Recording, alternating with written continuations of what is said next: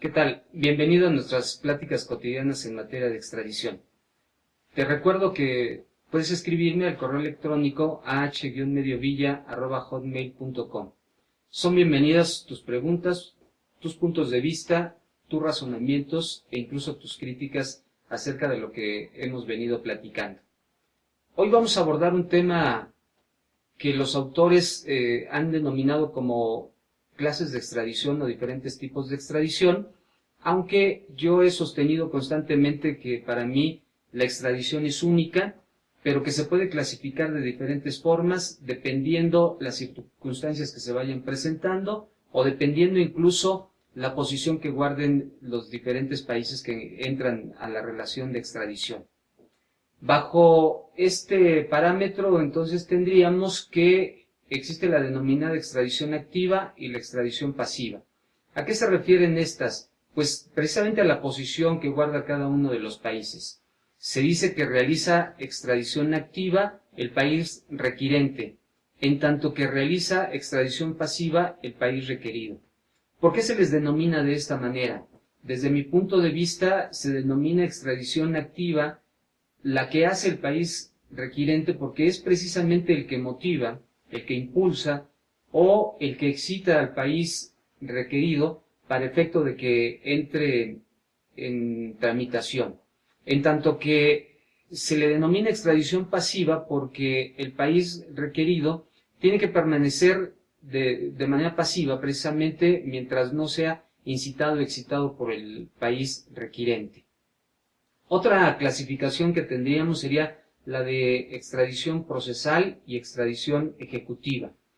Estas se refieren, la primera de ellas, a que el país requirente solicita la entrega de una persona con el interés o con la finalidad de procesarlo, ya sea desde un principio, en virtud de que haya librado una orden de aprehensión en contra de alguna persona u orden de captura, o bien porque un proceso se encuentre sin culminación, que se encuentre suspendido por efecto de que alguna persona haya evadido la acción de la justicia. Se denomina extradición ejecutiva, por el contrario, aquella que tiene por intención ejecutar una pena que ya ha quedado firme, es decir, que hay una sentencia, esa sentencia ya pasó por revisión, está a tono de ser ejecutada y por consiguiente el país que emitió esa sentencia condenatoria por la fuga del sujeto en materia del reclamo no puede ejecutarla. Necesita del país requerido a efecto de que entregue a ese sujeto para efecto de ejecutar precisamente la pena de prisión que le haya impuesto. Otro tipo de extradición es la llamada extradición en tránsito o pasavanti, aunque algunos pensamos que no es una auténtica extradición. Aquí entra en juego un tercer país. Este tercer país entra en relación con otros dos, denominados país requirente y país requerido, una vez que ya se ha obsequiado la extradición de una persona y el país requirente ya lleva consigo al reclamado, lo lleva hacia su país para efectos, decíamos, de procesarlo o de ejecutar la pena, y sin embargo necesita pasar o necesita transitar por una tercera nación. Esa tercera nación necesita extender una especie de salvoconducto para llegar al lugar de destino, porque si no emite este salvoconducto, entonces no podían transitar por ese territorio.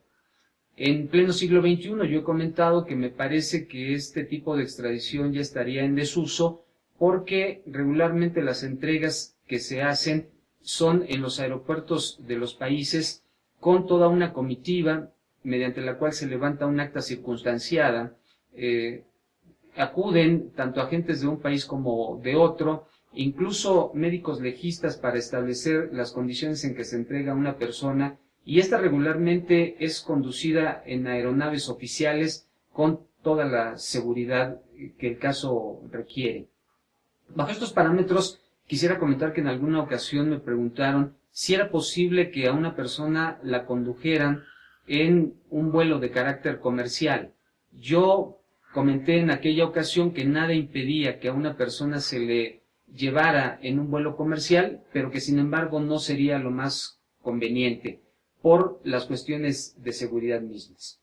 Bien, otro tipo de extradición que se da, decíamos, otra manera en que se puede clasificar la extradición sería la reextradición. ¿Qué significa la reextradición? Aquí también hay dos países en relación, un país requirente, un país requerido, y una vez que una persona es entregada, surge una tercera nación, y esa tercera nación pide la entrega del mismo sujeto. Ahora esa entrega o esa solicitud de entrega la dirige al país que inicialmente fue requirente, y este país requirente necesita pedirle su permiso al país inicialmente requerido para que pueda ser entregado ese sujeto a una tercera nación. El ejemplo que encontraría en este caso es el de Miguel Cavallo, ejemplo en el que estuvo inmiscuido nuestro país. España le pidió a México la extradición de Miguel Cavallo bajo la jurisdicción llamada universal, aun cuando los acontecimientos se habían llevado en Argentina, y México no tuvo inconveniente en entregar a Miguel Cavallo hacia España. Al paso del tiempo, Argentina le pidió ahora a España la entrega de Miguel Cavallo, y para que España pudiera entregarlo a Argentina, tuvo que pedirle su consentimiento a México. México no tuvo inconveniente en que Miguel Cavallo fuera entregado de España a Argentina, y fue así como España, por consiguiente, pudo realizar esa entrega. Bien, otro tipo de extradición que se puede dar es la extradición condicionada. Esta surge cuando el país requerido impone alguna condición al país requirente a efecto de poder entregar a alguna persona.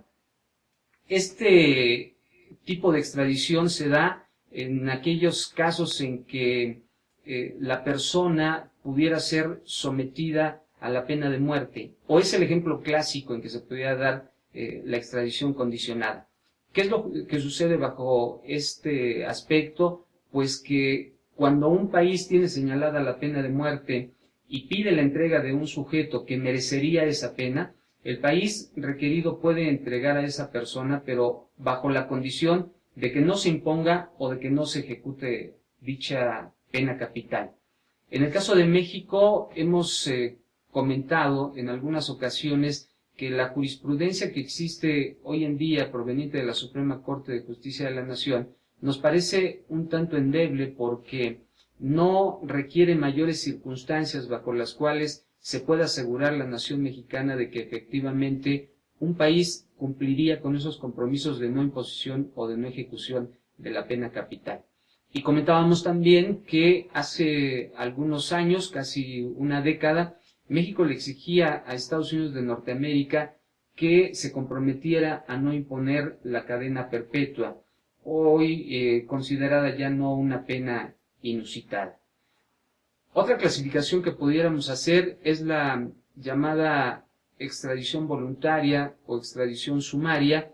Esta consiste en que cuando se está tramitando un procedimiento de extradición y el reclamado da su consentimiento para efectos de ser extraditado, entonces ahí culmina todo el procedimiento y la persona simple y sencillamente es puesta a disposición del país requirente. El ejemplo que pudiéramos encontrar es el caso Gloria Trevi y Sergio Andrade, cuando estuvieron en Brasil sometidos a procedimiento de extradición, y llegó un momento en que ellos solicitaron su traslado a México.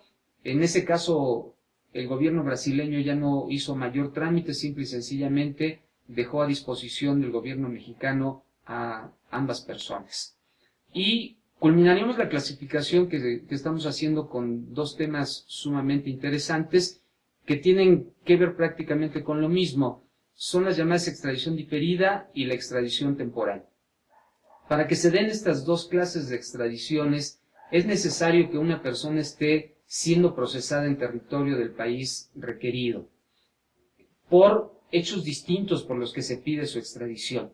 Cuando esto sucede, el país requerido tiene como obligación culminar el proceso penal que le esté siguiendo dentro de su territorio bajo su legislación, y hasta entonces se prolongará por consiguiente la entrega de una persona. Es decir, la entrega, aun cuando haya sido resuelta, no se materializará hasta que haya culminado ese proceso penal que se le esté siguiendo en territorio, decíamos, del país requerido. En este aspecto es necesario hacer una aclaración para el caso de México. En la reforma a la Constitución de nuestro país del 2008, que creó el sistema acusatorio adversarial, se estableció un párrafo al artículo 19 de nuestra Constitución, en la cual se establece que cuando una persona sea vinculada a proceso por el delito de delincuencia organizada y ese sujeto sea solicitado en entrega por otro país, entonces el gobierno mexicano tendrá que suspender el proceso que se le esté siguiendo en nuestro territorio. Se suspenden también los plazos de la prescripción y esa persona puede ser entregada a otro país que lo esté solicitando. ¿Qué significa esto?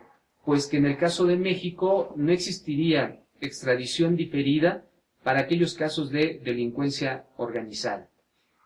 No quiero dejar la oportunidad de comentar que me parece sumamente riesgosa la redacción del artículo 19 de la Constitución en este sentido, porque me parece que podría permitir a la larga que las personas sometidas a proceso por el delito de delincuencia organizada, es decir, una vez que se les ha vinculado a proceso por este delito, puedan ser entregadas de facto, es decir, sin que medie procedimiento de extradición.